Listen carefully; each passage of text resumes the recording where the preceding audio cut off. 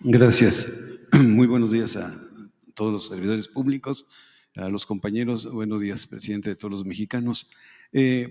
Avanza la iniciativa del Fondo para Pensiones del Bienestar, presidente. El día de mañana se vota en Cámara de Diputados. Le pregunto también ante la proximidad del día 1 de mayo, en donde pues el salario mínimo ha tenido una fuerte recuperación en su poder adquisitivo, en donde los trabajadores pues han visto la erradicación del outsourcing, que pues eran empresas que simulaban y evadían sus responsabilidades con los trabajadores. Esto me lleva a preguntarle, señor presidente, eh, el Fondo de Pensiones para Bienestar es un acto de justicia social a los trabajadores, porque la oposición, la derecha, dice que es un acto proselitista, un acto electorero ante las elecciones del 2 de junio. ¿Cuál sería su respuesta, presidente? Bueno, que ya es de dominio público, aun cuando hace falta informar más, porque los medios convencionales callan, guardan silencio cuando se habla de estos temas, y hay que estar repitiendo y repitiendo y repitiendo. Parezco disco rayado, pero también ese es mi trabajo, hacer conciencia, y es importante informar. Antes no se informaba o se daba a conocer lo que les convenía a los potentados. ¿Qué es lo que sucedió, así en términos generales? Ya lo hemos dicho, a ver si los pongo de otra manera para no aburrir. Durante todo el periodo llamado neoliberal, que nosotros conocemos como neoporfirista, desde 1983 hasta 2018, 36 años, se aplicó una política de pillaje.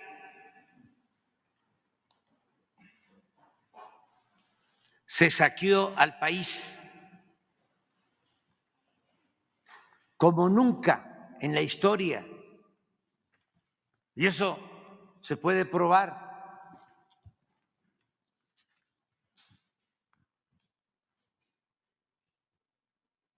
Es el periodo de más robo, de más bandidaje oficial.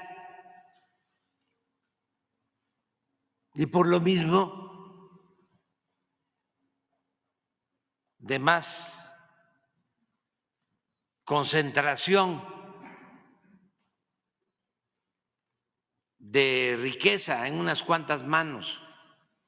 Es el periodo de mayor desigualdad económica y social.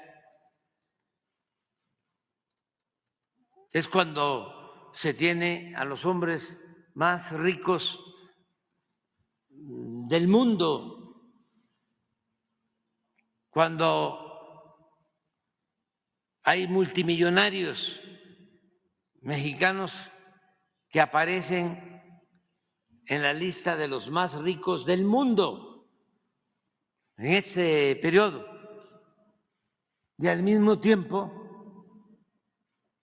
es cuando hay más pobreza.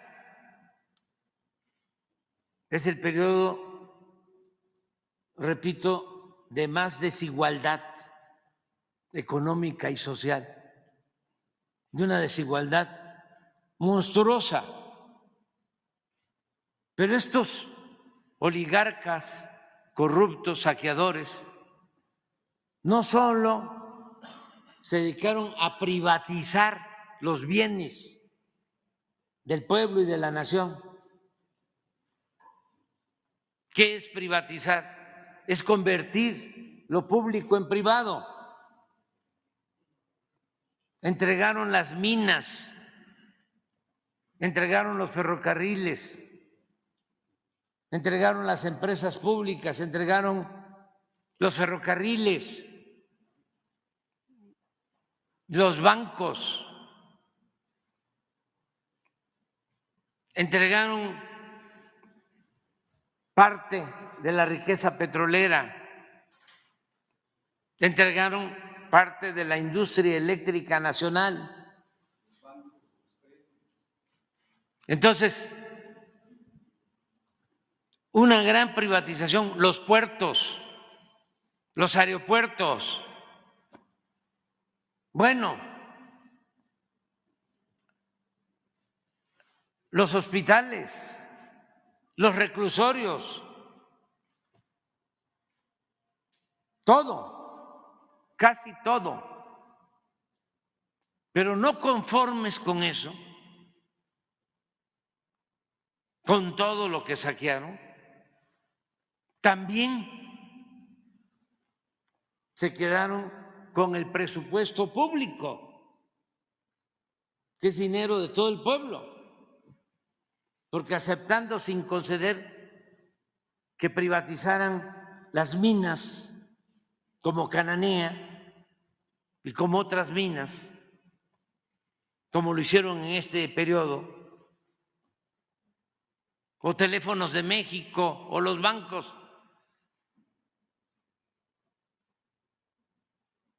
Si ya estaban entregando todos esos bienes, pues era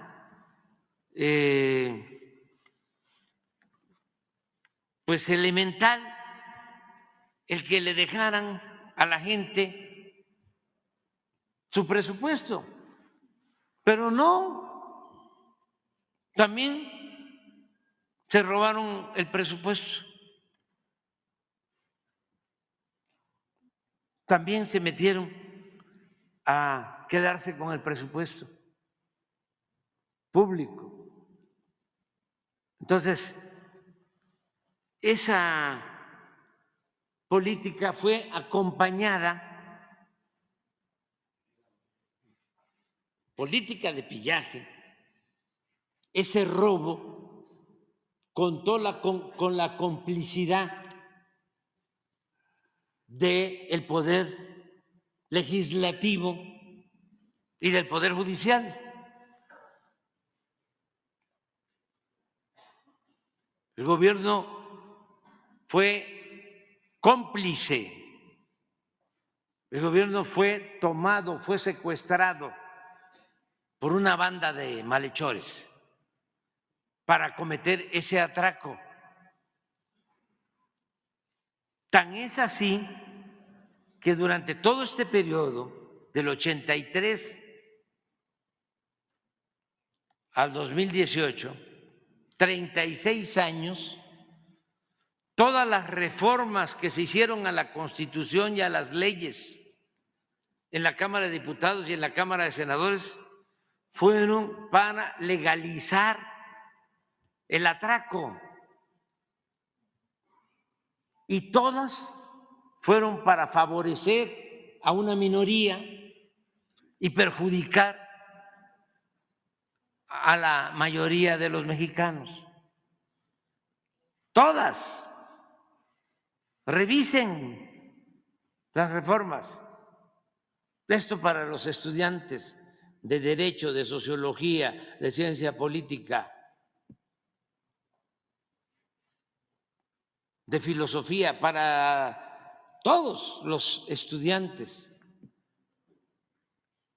Revisen las reformas que hicieron a la Constitución y a las leyes desde el 83 hasta el 18.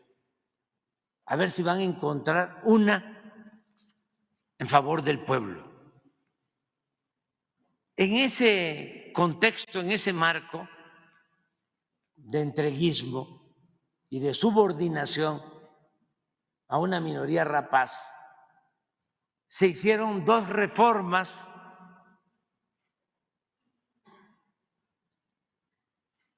de pensiones, una con Zedillo para que se privatizaran las pensiones, así surgen las llamadas AFORES, que son las que administran las pensiones. Son instituciones privadas vinculadas a los bancos y al sector financiero. Esas reformas le permiten a estas AFORES administrar las pensiones de los trabajadores, lo que por ley le corresponde a los trabajadores. Para empezar, sin ningún control,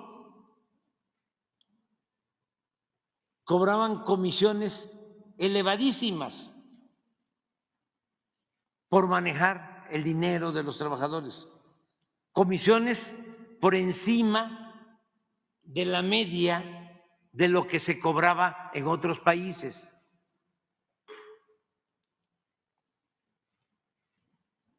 ¿Qué hicimos? Pues se logró reducir ese porcentaje. Y a partir de que se llevó a cabo esa reforma, el ahorro para los trabajadores en sus pensiones va a llegar a 150,000 millones de pesos por tomar esta decisión. No querían, se resistían y se estableció esta reforma, este cambio. Segundo, aquí lo dijimos, era tan infame esa reforma de Zedillo, apoyada por el bloque conservador en el Congreso, que hasta los mismos empresarios, yo creo que en un acto de humanismo, decidieron aumentar sus cuotas para que el trabajador no recibiera, como estaba contemplado en la reforma de Zedillo, al momento de jubilarse, el 30% de su sueldo. Entonces, esto ha permitido aumentar, van a recibir, pues con el ahorro por no pagar tanto de comisiones y por este incremento en las cuotas de los empresarios, pues como un 50%. ¿Qué estamos nosotros planteando? Que se constituya un fondo compensatorio para que el trabajador al final reciba el 100% de su salario. ¿De dónde sacar el dinero para ese fondo? Resulta que nos encontramos que las AFORES tienen dinero, manejan dinero de quienes no han cobrado sus pensiones. Y ellos administran esos fondos aun cuando ya por ley deberían de entregar esos fondos al Seguro Social y no entregan los fondos. Entonces, lo que se está ahora discutiendo y queremos que se apruebe es que las AFORES entreguen esos fondos para compensar a los trabajadores que se van a jubilar y que deben de recibir el 100% de su salario. Pero como hablamos de cerca de 40,000 millones de pesos, pues se resisten. Y ahí están todos los medios de información convencionales, no todos, hay honrosas excepciones, pero sobre todo los columnistas que reciben moches de los grandes bancos y de los que manejan las AFORES, diciendo de que nosotros queremos quitarle los AFORES a los trabajadores, cuando es exactamente lo opuesto. Bueno, eso mismo que se hizo con los trabajadores cuando Zedillo, lo hizo Calderón para los trabajadores al servicio del Estado, maestros, oficinistas, todo lo que tiene que ver con el ISSSTE. Pues es igual. Lo que queremos es que los trabajadores al servicio del Estado también sean compensados cuando se jubilen. De eso se trata. Lo planteamos hace como 2 meses. Lo presentamos el 5 de febrero como reforma constitucional. Con el 5 de febrero. Sí. Pero como ahora se va a votar, está el cuestionamiento sobre el tema y como diría un conductor de un programa de radio, hay que mentir, hay que mentir, hay que mentir, hay que mentir. La estrategia es mentir, mentir, mentir. Y otro intelectual, ¿no?, internacionalista, guerra sucia, guerra sucia, guerra sucia, más guerra sucia, pero sucia. ¿En serio? ¿En serio? Entonces, nada más que hubo un gran hombre que le tenía mucho amor a los pobres, que decía que la verdad nos hacía libres. Entonces, la verdad siempre se abre paso, siempre. Y llega hasta el último rincón, siempre. Además, la verdad es revolucionaria, la mentira es reaccionaria. Y ya me voy porque si no, Presidente, no nada voy más. a estar.